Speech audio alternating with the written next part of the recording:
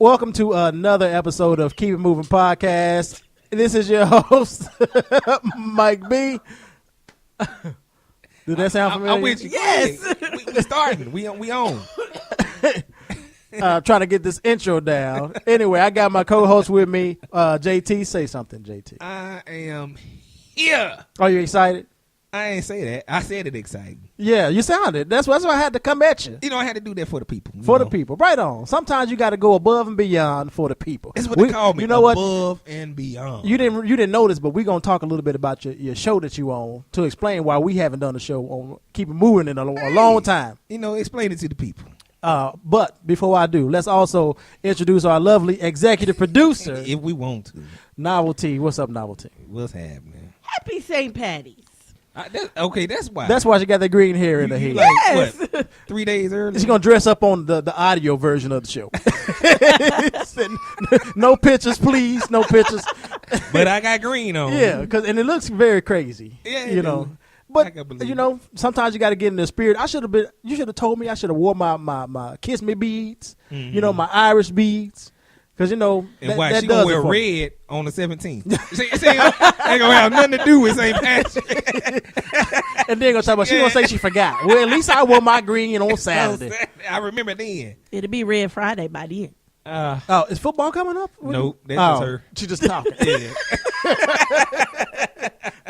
Red Friday is like Blue Friday for her. It don't matter. It don't matter at all. Anyway, I know it's. We recorded, I believe, at least 2 weeks ago, right? That sounds believable. Okay, but our lovely co-host JT has been participating in theatrical production here. Yes. August Wilson production called Jitney. And me and Novelty had the pleasure of going to see this man perform, and he actually did a pretty decent job of being a hater himself.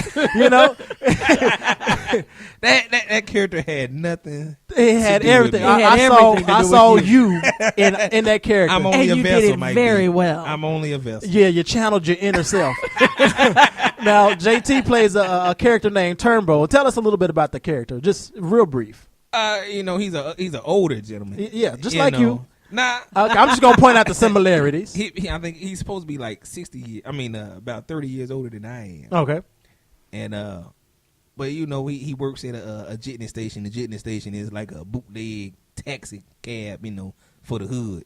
Okay. And it takes place in Pittsburgh, and these gentlemen, you know, here working here, you know, just talking about their lives in this space and time. And then you happen to be the one that likes to be in everybody's business. I said I can imagine when you get older, this is exactly how you're gonna act, brother. Just in everybody's business, gossiping. Just like he say, I talk what I know. You talk what you know. I only talk what I know. Yeah, whether it's right or wrong. I might embellish every now and then, but it's my truth. But I will say that, you know, we saw the performance. It was very, very good. An emotional production. Brought me to tears. Yeah, Novelty, she was, boo-hooing. I had to rock her ass just to console her. I'm like, you know, it's just a play. It ain't real. You know, it's not real. It's like television. It's not real. Suck on my titty. But, you know, congratulations to the boy JT. Did an awesome job. You know, for once, I have to say I was proud of you. Well, goddamn, Mike. For once, yes. That's like just I don't know. I don't know exactly. Anyway, let's move on into the show. The first thing I want to talk about, which I'm sure you guys have heard, is this Oklahoma fraternity singing their racist chant. I believe the SAE Sigma Alpha Epsilon. Yeah. Singing, I think they were on a bus. I don't know where they were going. Yeah, but somewhere where black folk wasn't. Evidently, which is hard to find them places nowadays. Because if we're not there for the fun, we serving at least. Hey, actually, today's time they probably was going to like a football party where some black people were. Yeah, they was just singing that get ready. Yeah. And they were. Somebody caught it on video of them singing this little chant, talking about how there will never be a nigger in their fraternity. And they said they even go on to say you can hang them from a tree, but they cannot sign with me. There will never be a nigga in SAE. That's what you can do. That's what you can do. But this is what you can't do. Hey, you can't sign with me. Ain't that about a bitch? Needless to say, Right off of Black History. the video went viral, and the chapter was pretty much shut down. Yeah. In the school. I think it was Oklahoma University. Yeah, home of the Sooners. What? Now, did you guys happen to see the video or whatever? It was The bus ride. real quick. Yeah. It was enough. It was enough. Enough to piss And me I felt off. like they were rushing the song so they can get all the little lyrics in that little quick video. Are we taping? Yeah. Are we taping? Go. Okay, now. But I've heard like other like chapters come out. We have never had this type of going on bullshit in our fraternity. And I'm like, this can't be the only chapter of your fraternity that know this just song. the Oklahoma University chapter. This is the only chapter. Because I'm sure somebody probably pledged over here, transitioned to a different school, stayed with the same fraternity. And they know that they song. took that song with them. And I'm telling you that fraternities know it's small, and so they know what's going on within their own I don't know fraternities and chapters. I feel like KU even has a chapter SAE of this. chapter. Yeah, they do. And I think they were talking about it on the news, where like KU's chapter have like a black student in it. They said we got a gay, we got a gay, yeah, we got and a black person. And a black person. We got that And then one we person. got a And he couple- got blonde hair.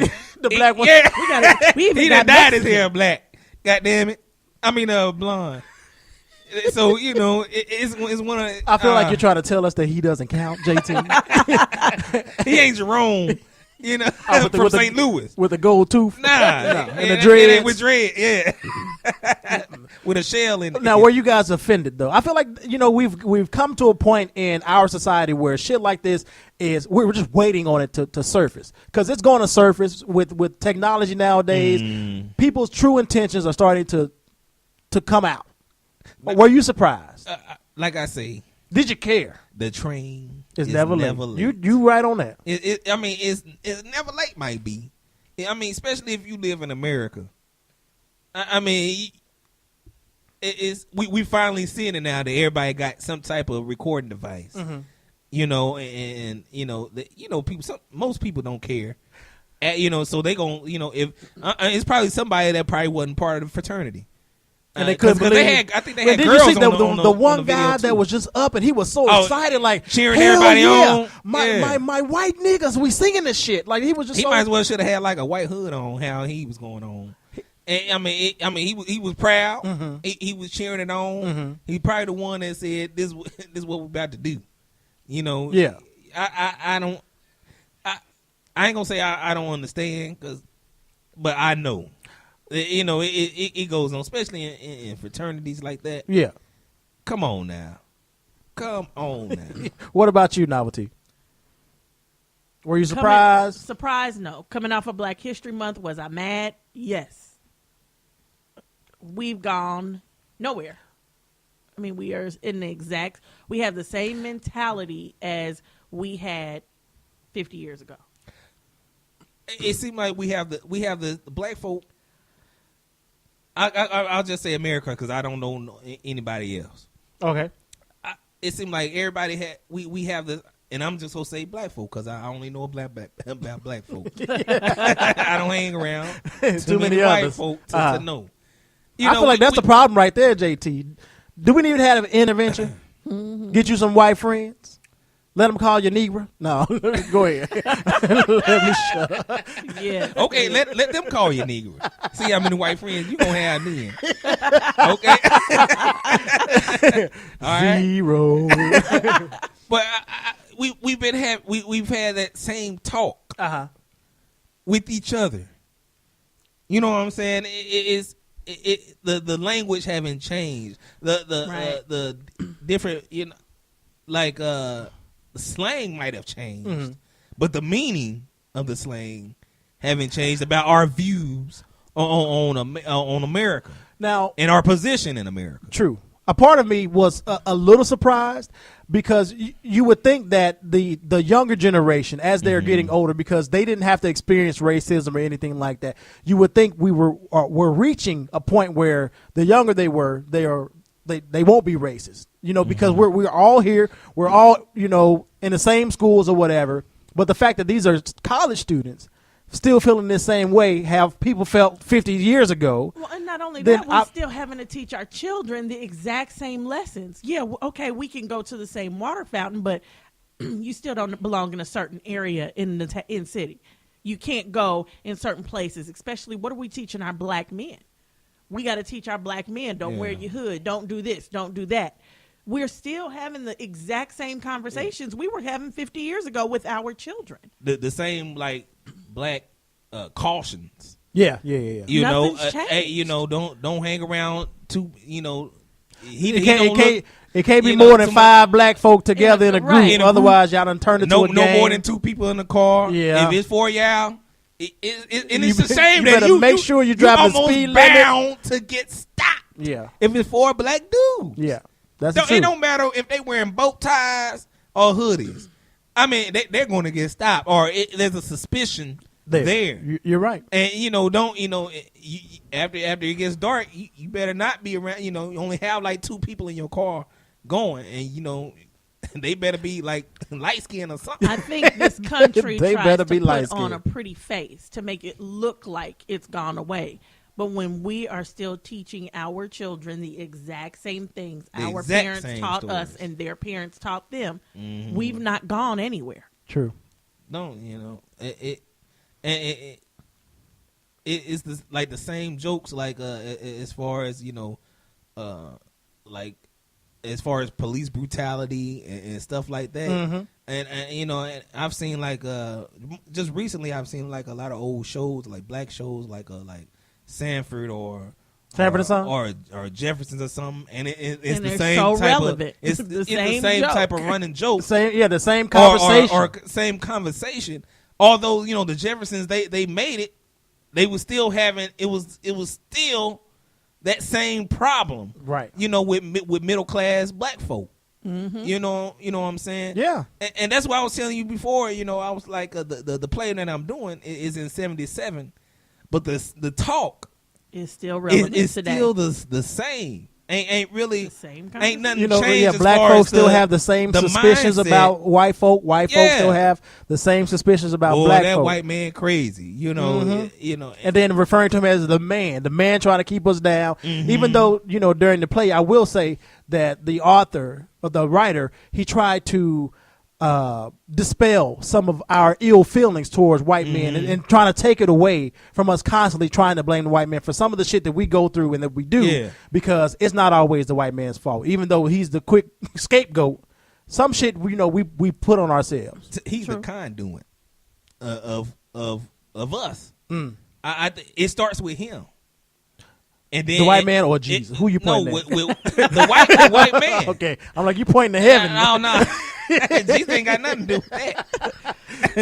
I'm saying it starts with them, and then then us comes into play. It's never us on top. True. And then us working around with somebody, with us being on top. We've always been the oppressed. And that's it.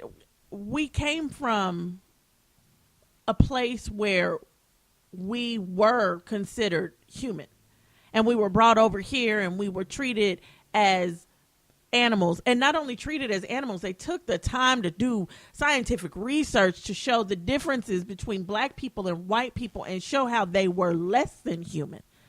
And generations, not just one group of people, this was generations of people that were taught they were nothing. So yeah, you get rid of that first generation.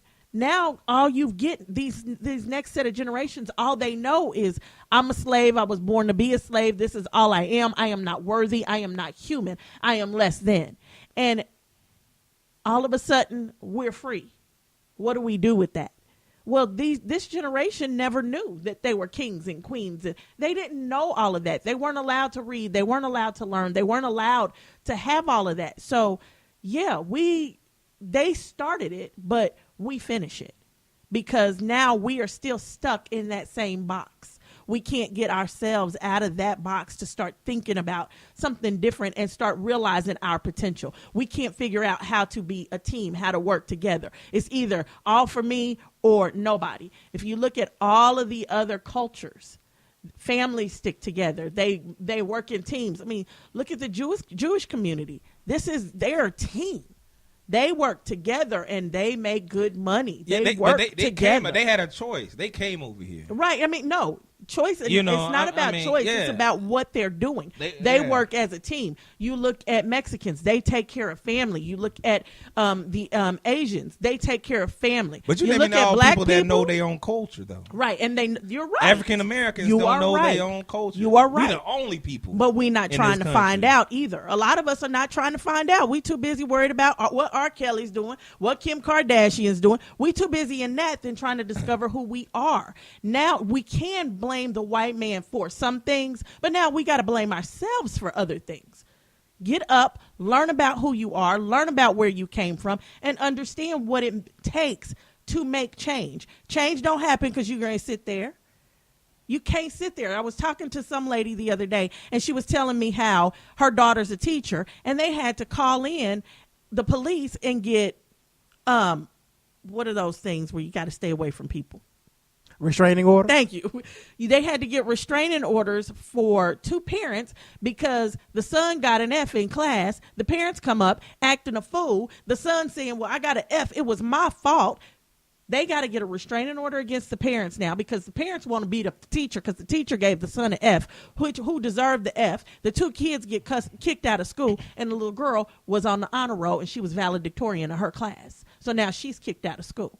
Who suffered in that? All because 2 parents wanted to act a fool. Are you kidding me?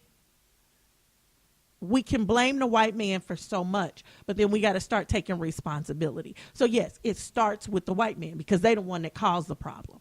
But now we've got to fix the problem, and we're not willing to do that because we too busy worried about Kim Kardashian and Kanye West. Baby. Is it our job to fix it though? Is it our job to fix us? Yes. Hell yeah. But are we? But we're not the problem, though. We are the problem when we walk into school. I think we're the result. Okay, so of the problem. So who fixes it? Whose job is it to fix it? The white man? I think that it starts with them first, because they're the one. It always starts with who started it. Okay. I mean, we can say, can we actually rely on him to fix it? Well, not no, only that, of course not. How is he supposed to teach us our culture? But that's the country that we live in, though. But how is he supposed to teach us our culture? No, how is he supposed to teach us pride within ourselves? I'm saying about as far as our plight in this country. Anything that we do in this country is basically, we get so far. And then it's shot down. Uh-huh. Either somebody has too much power. It needs to be basically validated. You can have so much through black man, but you can only be this. Well, that is yes. That's a problem we can't fix. He has to fix that. That's what I'm saying. Until that happens, we're gonna, as far as black people, we're just gonna be in turmoil. Period. I don't know about that. And living in this country, yes. I don't know about that. One of the because like I said, the train is never late, and you can have all the self-esteem all you want, but if somebody keep on telling you no, and then you find the results that they mean business when they say no. But this is why then I say what? I don't know about that, because had they left us alone then, I think it was back in the 50s or the 60s or the 70s, there was a city in Tulsa. And this city, they call it the Black Wall Street because it blew up. Black people were spending their money in their neighborhood. The black dollar circulated like 70 times before it left the black neighborhood. But it what was happened? A thriving economy. But what happened? I said until they stepped in. Exactly. Wait a minute. That's what they do, though. The white man got jealous and stepped in and burned down the place. Yes. Now, if you can take that out of there, if you can take that out of the equation. But you can't, though. Yeah, you living in And utopia if you can take that out of the equation. But JT, in this country, you can't take it out of this country. That's where I agree with you. The white man has to handle that part.